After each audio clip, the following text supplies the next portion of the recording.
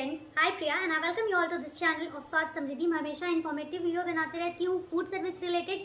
अगर आप सब में से किसी को भी फूड सर्विस स्टार्ट करना है तो आप मेरा वीडियो ज़रूर ही देखें। मैं बहुत ही ज़्यादा अच्छा कंटेंट आप लोगों के लिए लेके आती हूँ, तो मैं उम्मीद करूँगी कि आप ये वीडियो लास्ट तक देखेंगे। Let's get started.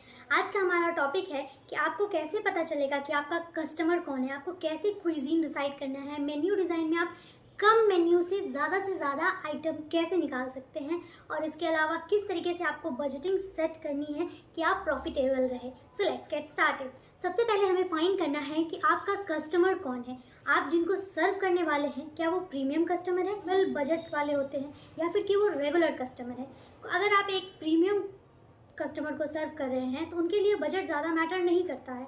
लेकिन अगर आपका कस्टमर कोई फैमिली है तो फैमिली में क्या होता है कि वो लोग जनरली ऑन वीकेंड्स ऑर्डर करते हैं, या उनके यहाँ गेस्ट आ जाते हैं तो ऑर्डर करते हैं, या कभी कभी ओकेजनली भी वो लोग ऑर्डर करते हैं।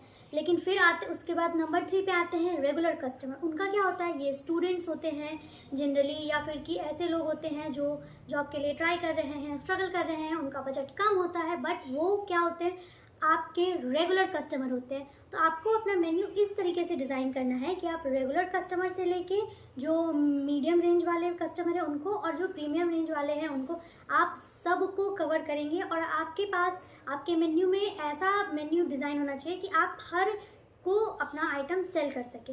अब इसके बाद सेल तो करना समझ गए कि सबके लिए कैसे कैसे बनाना है, बट क्या सेल करना है ये टोटली आप पे डिपेंड करता है कि आप कस्टमर को क्या सर्व करना चाहते हो। आप इंडियन दे सकते हो, नॉर्थ इंडियन दे सकते हो, साउथ इंडियन दे सकते हो, इटालियन दे सकते हो, चाइनीज़ दे सकते हो, it's all up to you. या फिर कि आप क्यूजीन डिसाइड करने में, आप अगर आप खुद से बना रहे हैं तो आप ये देखिए कि आपको क्या अच्छा बनाने आ रहा है और उसका मार्केट में कितना डिमांड है। या फिर कि अगर आप किसी को रख के बनवाने वाले हैं तो आप ट्राई करें कि जिस प्लेस पे आप ये रन करना चाहते हैं ये बिज़नेस, उस प्लेस पे सबसे ज़्यादा बिकने वाला कौन सा आइटम है, द मोस्ट सेलिंग आइटम है, जिस पे अच्छा प्रॉफिट मार्जिन भी है, आप फिर उसको सेलेक्ट करें।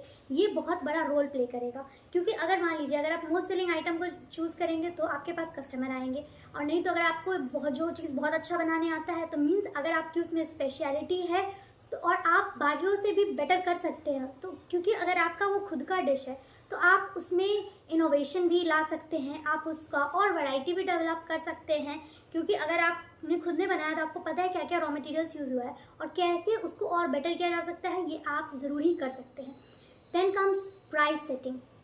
प्राइस सेटिंग पे बहुत ज़्यादा इम्पॉर्टेंट चीज़ है, और प्राइस सेटिंग को हम लोग कभी भी इग्नोर नहीं करना चाहिए। प्राइस सेटिंग में के अलावा हमें सर्विस भी बहुत अच्छा प्रोवाइड करना चाहिए।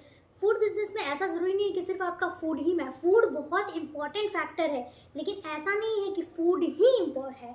फूड के अलावा सर्विस, आप क्या चार्ज ले रहे हैं, क्या प्राइस है, क्या आपका मेन्यू डिज़ाइन है, सब कुछ मैटर करता है। एटमॉस्फेयर कैसा दे रहे हैं, आपका लोकेशन क्या है। ऑनलाइन जब कभी भी आप प्राइस सेटिंग कर रहे हैं तो उसमें आपको ये ध्यान रखना है, अगर आप ऑनलाइन पे प्राइस सेटिंग कर रहे हैं जैसे जोमेटो है, स्विगी है, तो आपको ये ध्यान रखना है कि आपको उस पर कमीशन भी देना है 30%।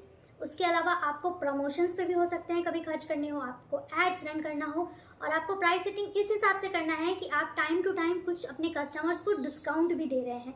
ये एक बहुत बड़ा फैक्टर है। तो कैसे और प्राइस सेटिंग में और कैसे डिटेल में जाए, तो जैसे मैं फॉर एग्जांपल मैं आपको बताती हूँ कि आपको ऐसे प्राइस सेट करना है कि आपका 30% जो है वो रॉ मटेरियल्स में जाएगा, 15 to 20% जो है वो रेंट और इलेक्ट्रिसिटी में जाएगा, 20 to 25% सैलरी में जाएगा, और 5 to 7% हम लोग अदर्स ले लेते हैं। उसके अलावा आपको 20% प्रॉफिट होना चाहिए, तब आप एक सक्सेसफुल बिजनेस बना पाओगे।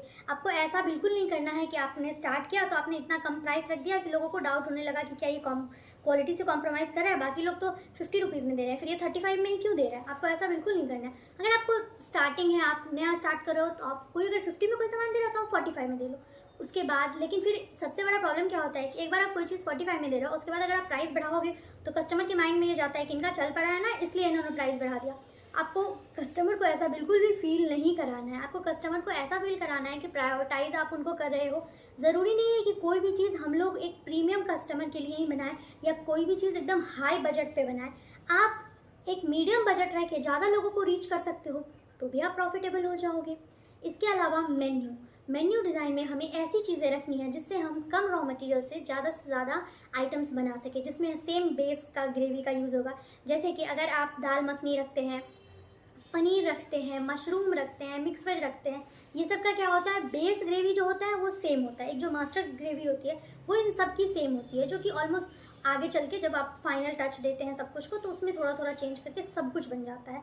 ये सबसे इम्पॉर्टेंट चीज़ है कि आपको अपना एक बेस ग्रेवी बनाना है और उसके आगे आप बहुत ईजिली सब कुछ जा सकते हैं। ये सब के अलावा जैसे कि मैं आपको एक और एग्जांपल देती हूँ, जैसे कि पनीर बटर मसाला। पनीर बटर मसाला को आप एज सिंगल आइटम भी बेच सकते हो, हाफ या फुल पनीर बटर मसाला। आप पनीर बटर मसाला का कॉम्बो दे सकते हो पराठे के साथ, आप पनीर बटर मसाला का कॉम्बो दे सकते हो राइस के साथ। एक थाली आप बना सकते हो जिसमें आप पनीर बटर मसाला के साथ राइस और रोटी दोनों दोगे, 4 हो गया। उसके अलावा पनीर बटर मसाला जो हमारा वेज स्पेशल थाली आता है उसमें भी आता है। आप देखो कैसे आप माइंडफुली एक आइटम को आप 5 जगह यूज़ कर रहे हो। ऐसा नहीं कि इसके लिए आपको 5 बार अलग अलग बनाना है, आपको एक सिंगल बेस से आप ये कर सकते हो। तो आपको चीज़ों को माइंडफुल रह के करना है, और अगर आप चीज़ों को अच्छे तरीके से समझ के बिजनेस करेंगे तो आप प्रॉफिटेबल ज़रूर ही होंगे। इसके अलावा आप कॉम्बोज दे सकते हैं, जैसा कि मैंने आपको बताया अभी। तो ज़रूरी नहीं है कि सिर्फ ये पनीर मसाला के साथ होता है। अगर आप दाल भी देखो, दाल मखनी प्लेन जा सकता है, हाफ फुल। उसके अलावा दाल मखनी रोटी के साथ सर्व हो सकता है, पराठे के साथ सर्व हो सकता है, राइस के साथ सर्व हो सकता है, और वेज स्पेशल थाली में भी जा सकता है। हो गया। तो इस तरीके से क्या होता है कि आप कम चीज़ों से ज़्यादा आप मेन्यू अपना बना सकते हो। मेन्यू को ज़रूरी नहीं है कि आपको नॉर्थ इंडियन भी देना है, साउथ इंडियन भी देना है, उसी में आप पिज़्ज़ा भी दे रहे हो, चाउमीन भी दे रहे हो। तो क्या होता है ना, कस्टमर कंफ्यूज हो जाता है। और इस सब के अलावा एक चीज़ और होता है कि जोमेटो पे जब लोग आपका रेस्टोरेंट सर्च करेंगे ना तो भले ही आप आओगे, लेकिन अगर कोई फूड सर्च करेगा ना तो आप नीचे आओगे, आपका इंप्रेशन नीचे रहेगा। क्यों? क्योंकि आपके मेन्यू में तो राइस भी है, डोसा भी है, इडली भी है, चाउमीन भी है, पिज़्ज़ा भी है। जोमेटो कैसे आपको ऊपर शो करेगा? क्या है आपका स्पेशलिटी? तो ये सब बातें जो हैं बहुत ज़्यादा मैटर करती हैं। और अगर आपको ग्रोथ करना है तो ज़रूरी नहीं है कि आपको सब कुछ खिचड़ी बेचना है। मीन्स खिचड़ी से भी ऑफकोर्स बिजनेस बनाया जा सकता है, लेकिन ऐसा नहीं कि इतना सारा आइटम, मेरा कहने का ये मतलब है कितना सारा आइटम नहीं रखना है। आपको एक नीच डिसाइड करना है और उसी में आपको अपना ब्रांड बनाना चाहिए। आई होप मैंने आज जो भी आपको बताया है वो आपके समझ में आया है और आपके ज़रूरी हेल्प करेगा ग्रोथ करने में। और आप लोग मुझे ज़रूरी कमेंट में बताना कि मैं नेक्स्ट वीडियो किस टॉपिक पर बनाऊँ। Till then, stay happy, stay blessed, and thank you.